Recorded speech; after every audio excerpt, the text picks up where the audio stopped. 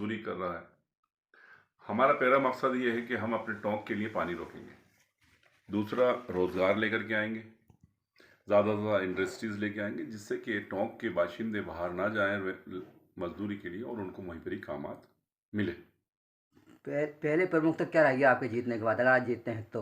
पहली प्रमुखता मेरी सीधी सीधी ये रहेगी कि जो मेरे टोंक के इलाके के किसान हैं उनके लिए पानी की व्यवस्था करना, क्योंकि जब पानी होगा तो खेती होगी, और जब खेती बाड़ी होगी तो मेरे लोग बाहर नहीं जाएंगे, और जो खेती होगी वो नकद, जैसे कि सब्जियां होती हैं वो होंगी तो उनको नकद इनकम होगी। लिहाजा पहली मेरी प्राथमिकता पानी रोकना है टोंक के लिए। दूसरी प्राथमिकता है मेरी इंडस्ट्रीज लेके आना, जिससे कि टोंक का विकास हो। माइनॉरिटी के लिए आपका क्या क्या रहेगा? टोंक माइनॉरिटी बाहुल्य क्षेत्र है, इसको लेके आप क्या कहेंगे माइनॉरिटी के लिए? बिल्कुल, वहाँ के लोगों के लिए बेहतरीन स्कूल कॉलेजेस खोले जाएंगे, बेहतरीन तरीके से एजुकेशन का ध्यान रखा जाएगा, जिससे कि टोंक का नाम हो और टोंक का विकास हो। आप अपने विधानसभा क्षेत्र की प्रॉब्लम कितने टाइम में सॉल्व कर लेंगे? देखिए, ऐसा है कि अगर मुझे उम्मीद है कि मेरे टोंक के लोग मुझे ताकत देंगे, और जब सत्ता होती है तो यकीनन हम लोग बेहतर से बेहतर अपने वतन के लिए काम कर सकते हैं। पिछले विधायक ने जो अधूरे कार्य छोड़े हैं उन्हें पूरा करने में कितना सहयोग रहेगा आपका? देखिए, ऐसा है कि उनके कोई काम ही नहीं रहे हैं। आपने मोनू मानेसर का नाम सुना है, जिसने जुनैद और नासिर का मॉब लिंचिंग करवाई थी। इसी तरीके से सचिन मानेसर 1,09,040 वोटरों का टोंक से लिंचिंग करके गया और मानेसर बैठ गया। अब ऐसे से क्या आप उम्मीद कर सकते हैं? मैं टोंक वालों से यही कहूँगा कि अब अपनी लिंचिंग मत कराना, अपने ईमान वाले को, अपने टोंक वाले को वोट करना, हम बेहतर काम करेंगे। टोंक में ना तो सड़कें हैं, ना पानी है, ना बिजली है, ना स्वास्थ्य है, ना एजुकेशन है, उस पर क्या कहेंगे आप? मैंने कहा ना, जब तक रोज़गार नहीं होगा तो हालत बिगड़ेंगे। रोज़गार होगा, इंडस्ट्रीज़ होंगी तो लाइटें भी आएंगी, लाइट्स भी रहेगी, रोड भी अच्छे बनेंगे, और तरक्की और फतेह और कामयाबी की तरफ हमारा टोंक जाएगा।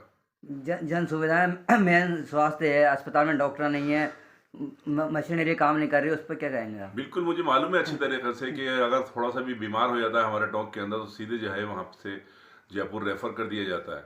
लिहाजा हम बेहतर चिकित्सा की सुविधा मुहैया कराने की पूरी पूरी कोशिश करेंगे इंशाल्लाह। जीतने के बाद शुभकामनाएं चैनल के आपके साथ हैं। अगर आपका फर्स्ट वो की प्रायोरिटी किसे देंगे? फर्स्ट प्रायोरिटी जीतने के बाद फर्स्ट प्रायोरिटी एकदम इमिडिएटली मैं अपने टोंक के विकास के लिए काम करना स्टार्ट कर दूंगा।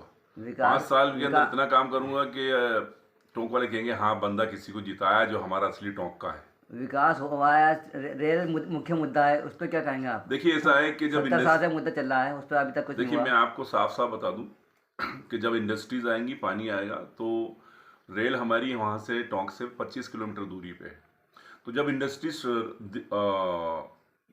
अपने बनास नदी से लेकर के निवाई तक रहेंगी तो ये डिस्टेंस तो मालूम ही नहीं चलेगा बिल्कुल भी।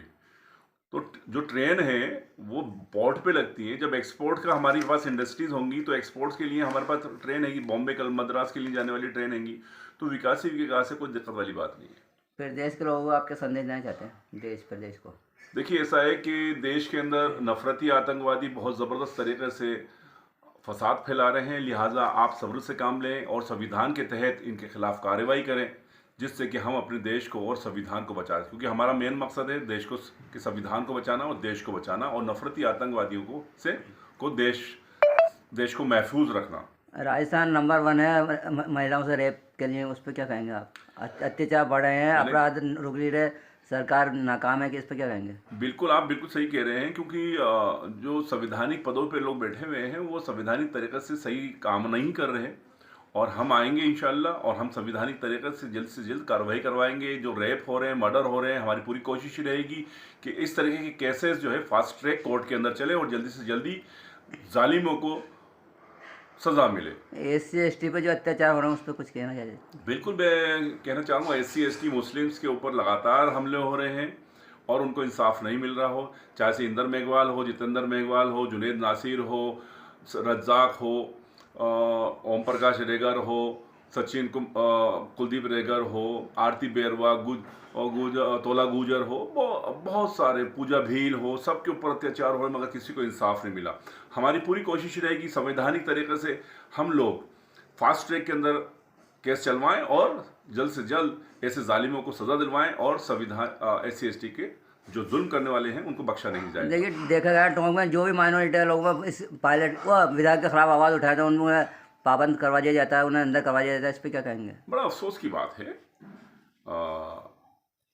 कि प्रशासन का ये उपयोग गलत कर रहे हैं और हम आएंगे इंशाल्लाह ऐसा प्रशासन का गलत उपयोग नहीं होने देंगे। अगर हमारे जालिम है, जुल्म करने वाला है, तो यकीनन प्रशासन संवैधानिक तरीके से उसके ऊपर कार्रवाई हो, मगर बिला वजह हमारे लोगों को परेशान नहीं करने दिया। आवाज़ उठाने वालों को प्रशासन के खिलाफ दबाया जा रहा है।